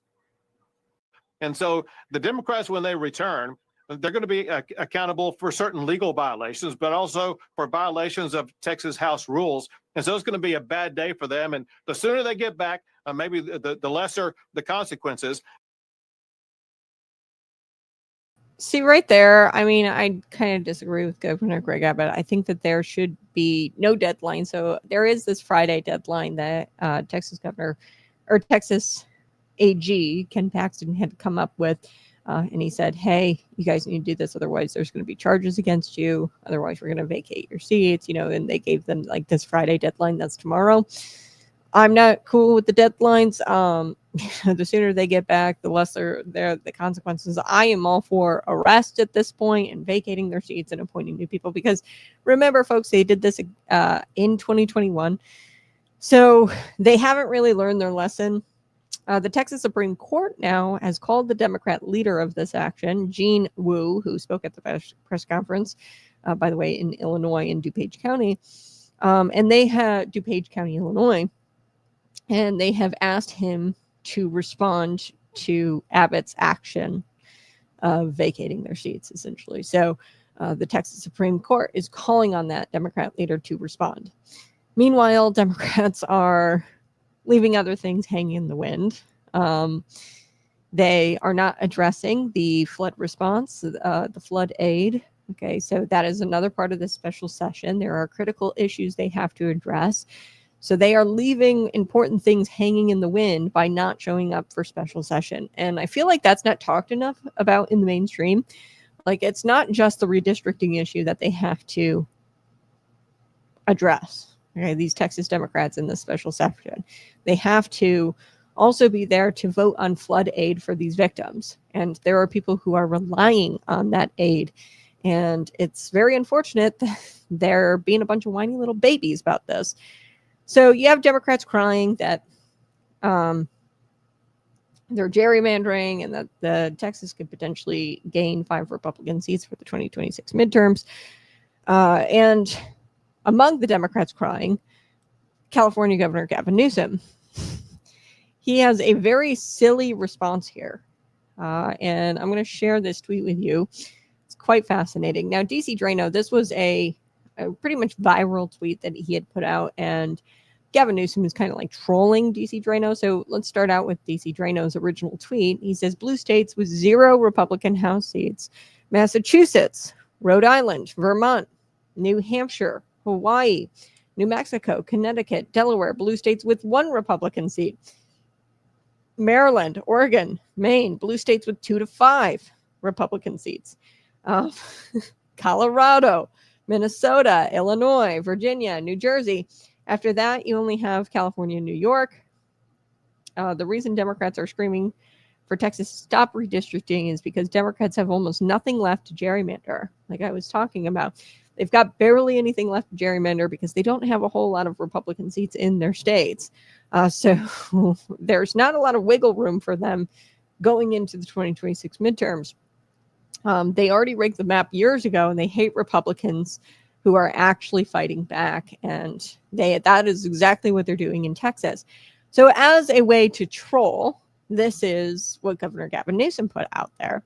He says red states with 0 Democrat House seats: Oklahoma, Arkansas, Iowa, Utah, Nebraska, Idaho, Montana, West Virginia, Alaska, North Dakota, South Dakota, and Wyoming. Red states with just 1 seat: Mississippi, South Carolina, Tennessee, Kentucky, Kansas. Should I keep going? So he is like trolling DC Drano here. Now I want to share Scott Jennings' response because I think that this is absolutely beautiful. He says, LOL, Gavin Newsom has the Dakotas and Wyoming on there with 1 seat each. So they don't have Democrat seats because they all have, like, these are lower populated states. Some of these states that he cites here, like the Dakotas and Wyoming, they've only got 1 congressional seat anyway. Okay, so that's not gerrymandered. Okay, so the whole point about this is gerrymandering. These states don't gerrymander. These states don't have maps that look like a kindergartner drew them, okay, with a bunch of squiggles. It just so happens that these areas are rural. These are red states, rural states. And they all happen to vote red. Okay, they're not gerrymandered, okay? And he lists the Dakotas and Wyoming as being gerrymandered. There's 1 congressional seat in each of these states. Trump is so blessed to be blessed by the dumbest opposition. So he is truly blessed to have the dumbest opposition out there. He really does. He has such like idiots he's working against here. And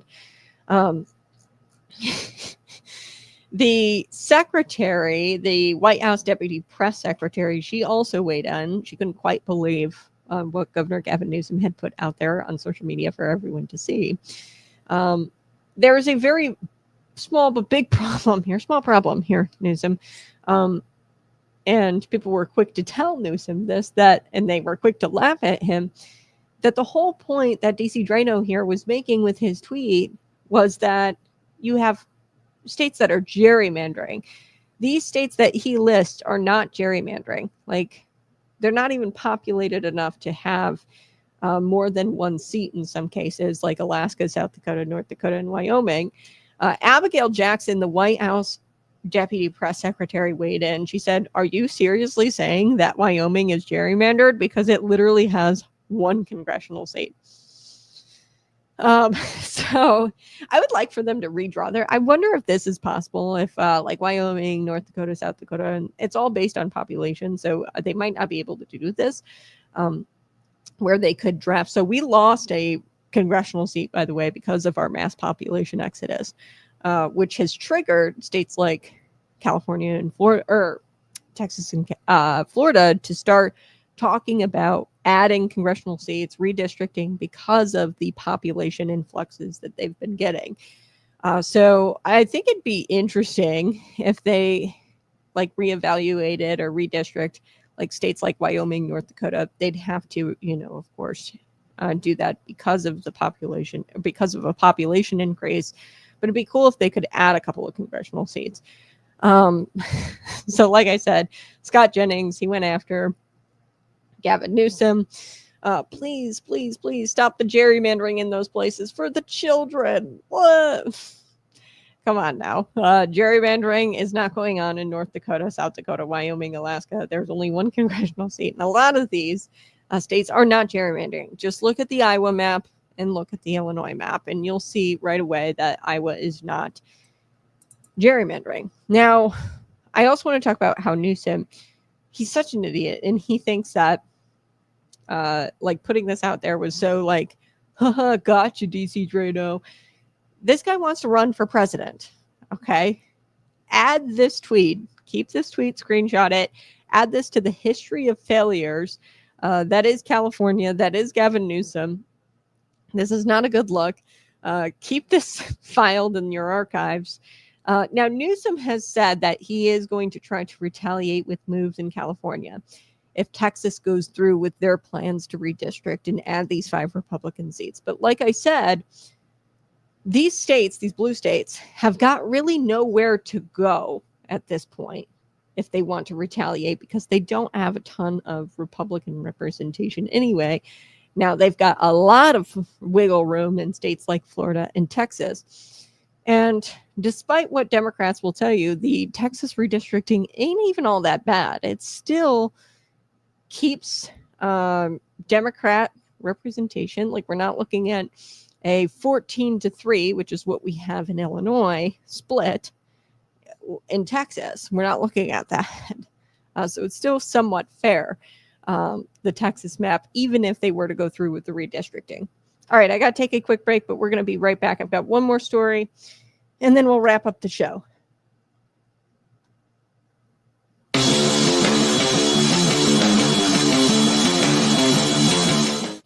Welcome back to Conservative Cat Clips, where we cut through the spin, we call out the nonsense, and we do it all with an unapologetic American flair. I'm your host, Kat, and today we're exposing the truth behind nonprofit organizations and how they helped fuel the border crisis. Let's be real, Joe Biden, he took an exit, but he left a border-sized crater in our national security, and really the biggest, sneakiest players weren't the politicians or the cartels, really. Those nonprofit organizations, yep, the tax-free do-gooders, they ran logistics for a mass illegal immigration operation. Take Catholic Charities, for instance. Catholic Charities USA, they pocketed $1.4 billion in 2022 alone. More than 60% of that came from government grants, your tax dollars. Then they turned around, used those tax dollars for bus rides, hotel rooms, and legal defense for people who blatantly broke our federal immigration laws. HIAS, they got millions in grants, and then they resettled people deep into the United States. They didn't do any kind of vetting, no transparency, and they had zero regard for the towns impacted by this overrun, like Springfield, Ohio. And just because the administration changed doesn't mean that the nonprofit conveyor belt has stopped. These groups have built a machine, and they built a machine under Joe Biden, and they're still using it to move tens of thousands of people, often under the radar. According to congressional watchdogs, just 4 major national profits helped transport and shelter over 35,000 illegal migrants in a single month.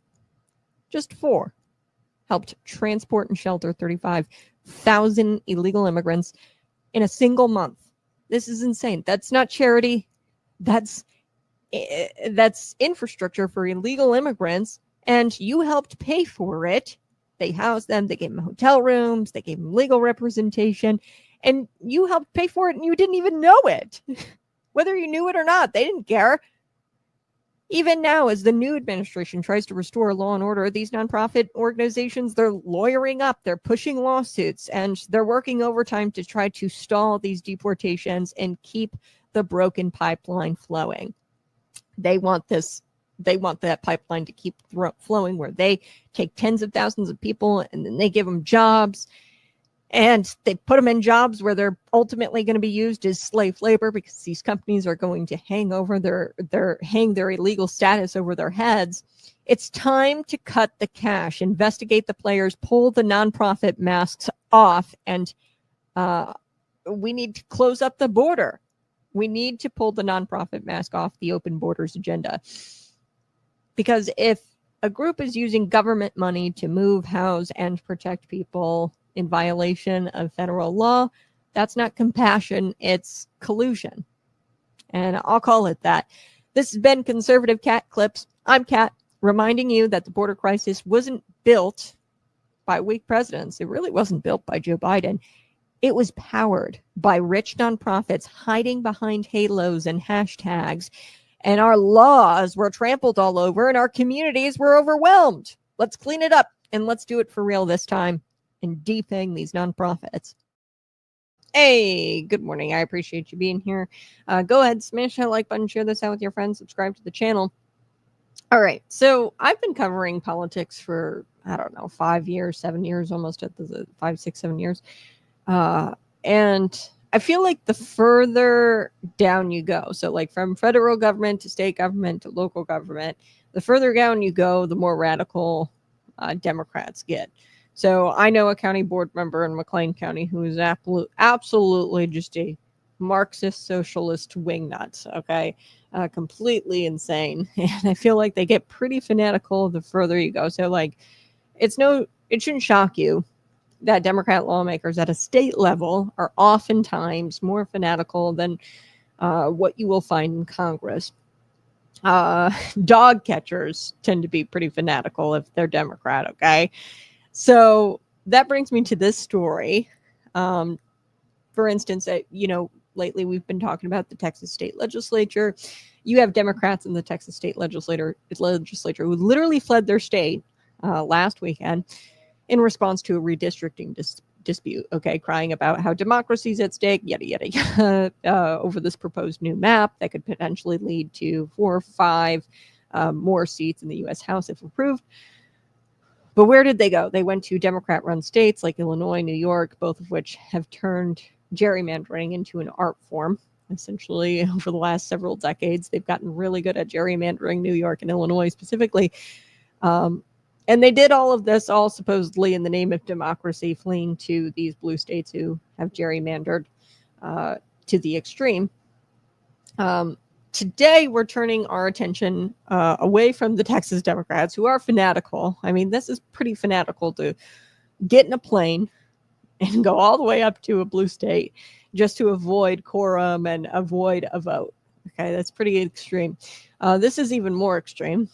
Okay, there are state representatives, state lawmaker in Rhode Island is now on DHS's radar in a big way after appearing to threaten ICE agents in a recent X posting, a social media post. Okay, so they are actively attempting to thwart immigration enforcement agents. You'll see this more and more, I think, at the local level. I think the Democrats get more fanatical as you get down to the local level. A lot of times you'll hear people say like, oh, your local politicians, like those people, they are above the fray, they're above party lines. That is not true. Anybody who tells you that, they're not actually paying attention. Party lines are extreme in local politics. It gets nastier in local politics. And they get more fanatical in local politics. I would say more so Democrats. The Republicans at a local level tend not to really know what's going on. Okay, I hate to say that. There are some really good local politicians, but most, I would say, Republicans have no idea what's going on. That's why they say things like, oh, we're your neighbors. Your local politicians are just your neighbors, and they don't really see themselves as Democrats or Republicans. That's a flat out lie, because the Democrats at a local level are fanatical wingnuts, and they're, I would say, borderline dangerous. So, for example, Enrique Sanchez has made this X post and said this, quote, "It will be soon the day that I confront these Nazi ICE thugs in person for terrorizing our communities. It will be a day of reckoning and no going back." Sanchez tweeted this on July 30th. The latest Democrat state lawmaker to target ICE is State Senator Annalise Ortiz out of Arizona. So these are state lawmakers. These are not people at a federal level. And I think far too often we think that, you know, the fanatical, the party division, it just happens in Washington, D.C. That is so not true. It gets more fanatical the lower you go on the totem pole. Okay. If your dog catcher is a Democrat, he's likely in Joe Biden pajamas every night and drinking a soy latte the moment his head pops off the pillow. Okay. These people are very fanatical at a local level. So Ortiz, who was caught sharing information about immigration sweeps in her community on Instagram, is now on DHS's radar as well. So let's take a look at this tweet. I'm going to share this with you. So this is what she had put out there. Alert, ICE activity. And she is essentially doxing ICE by posting their live locations on Instagram. So this is what the Arizona State Senator Annalise Ortiz was doing. She's actively impeding and doxing ICE agents by posting their live locations. When DHS was alerted of this information, spokeswoman Tricia McLaughlin went off. She went berserk on Ortiz's actions, and she said this may actually amount to obstruction of justice. Okay, so this is the statement by the spokesman at DHS. Arizona State Senator Annalise Ortiz is siding with vicious cartel and human traffickers and violent criminals over American citizens. In response to Fox News Digital's question about whether Ortiz could face charges, McLaughlin, the DHS woman, she says, "It certainly looks like obstruction of justice. The men and women of ICE, they put their lives on the line every day, and they arrest violent, criminally illegal aliens to protect and defend the lives of American citizens. Make no mistake, sanctuary politicians like Arizona Senator Annalise Ortiz are contributing to the surge of assaults on our ICE officers through the repeat vilification and demonization of our ICE agents." So at a state level, you have State Senator, he's a Republican of Arizona, preparing to file an ethics complaint now against his colleague, and he's calling for Ortiz to be expelled. And good for him. Okay, he's a Republican with a spine. He says, quote, on X, Jake Hoffman of Arizona, "Democrat state senator openly impeding ICE efforts to deport illegal alien criminals in Arizona. She's doxing ICE agents and openly putting lives of American law enforcement at risk. I'll be filing an ethics complaint. She should be expelled from the Arizona legislature." He's not alone. Arizona State Representative Rachel Cashel, she's a Republican. She's on board with expelling her as well. I 100% agree with Jake Hoffman. She always spent more time acting like a progressive activist on the House floor than she did a public servant. Complete and total embarrassment. Expel her. Ortiz has also been referred to investigation to the U.S. Attorney for the District of Arizona. So the Arizona Senate President, Warren Peterson, he's a Republican, he released a statement condemning Senator Ortiz after people exposed her for publishing the live locations of ICE agents, after people had done that on Instagram. He referred this matter to the U.S. Attorney for the District of Arizona, So this is bigger than just an ethics complaint. This is bigger than her getting expelled. She's under investigation, citing that she may be in violation of federal law. The Senate president, man, wouldn't that be amazing if we had a Senate president like Warren Peterson here in the state of Illinois? Wouldn't it be amazing if we had Republicans who had an actual spine and called for the expulsion of some of these Democrats, these radical progressive Democrats who don't act like public servants, but rather act like activists? Not surprisingly, U.S. Congresswoman Yasemin Ansari, now she's a Democrat from Arizona, but she's a congresswoman, so it's higher than the state level, it's the federal level. She has endorsed her actions. She goes, I proudly stand with Senator Ortiz against President Donald Trump's regime. Arizona Republicans are complicit in Trump's authoritarianism and ICE's unlawful actions. Yeah, ICE just, carrying out the law. This will be a stain on our country for generations to come. So the Arizona Democrat Attorney General, Chris Mays, and other defenders of Ortiz. So not everybody in Arizona is against Ortiz here. You have the Democrat Attorney General. You have the Congresswoman showing up and defending Ortiz. So there is a fight going on. And there's like real debate happening. And we don't get to see that so much because we have a ton of Democrat congressmen. We have all of our state offices are Democrats. The governor is a Democrat. Okay. Judges are Democrats. Okay. So we don't get to see things like this play out where there's people calling for her expulsion and it's possible for her to be expelled. That's probably why Republicans don't really have a spine, because they know that they're not going to get anywhere. Okay, with the attorney general, they're not going to get anywhere with these state offices because they're all Democrats and they care for their own and they support their own. So they are now saying, the attorney general in Arizona, that this is a free speech issue. Okay, they're trying to make it a free speech issue. Republican State Representative John Gillette pointed out that that's not exactly the case. So here's what the attorney general said, Chris Mays in Arizona. He said, Warren Peterson is using his position as Senate president to intimidate and threaten Senator Ortiz for exercising her First Amendment rights. That's not leadership, that's bullying.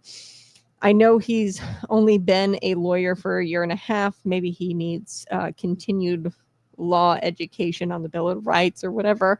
That's what the attorney general put out there on X, by the way. The representative, John Gillette, he responded and he said, maybe you need some CLE, some continued law education on Section 8 of USC. She admitted to federal crimes and posted the evidence as well. So Section 8 says that, hey, ICE agents are demanded by federal law to carry out deportations. And she is obstructing justice by calling for people to show up and disrupt those deportations. Okay, so she posted the evidence. This is not First Amendment. Okay, her Instagram post. This looks like obstruction to justice to me and to a lot of people in Arizona, like State Representative John Gillette, like Jake Hoffman says this. The Senate President Warren Peterson thinks this, obviously as well. That's why he referred it out to the U.S. Attorney for the District of Arizona. So one has to wonder here, Chris Mays, I wonder if he'd still be talking about freedom of speech, First Amendment rights, free speech rights, had one of those ICE agents at that location. And I'm going to share with you again, she shared the location. People were saying she was doxing and impeding ICE. I wonder if he would continue to come to her defense and say that this is a violation of free speech rights. Had one of those ICE agents at that location, God forbid, gotten hurt or killed as a result of Ortiz's social media posts or campaign, he probably would have a much different tune, if I had to guess. All right. I love you guys so much. Bye-bye. I'll talk to you tomorrow. Be sure to subscribe to the channel. 6 a.m. to 8 a.m. It's a daily show. This has been Conservative Cat.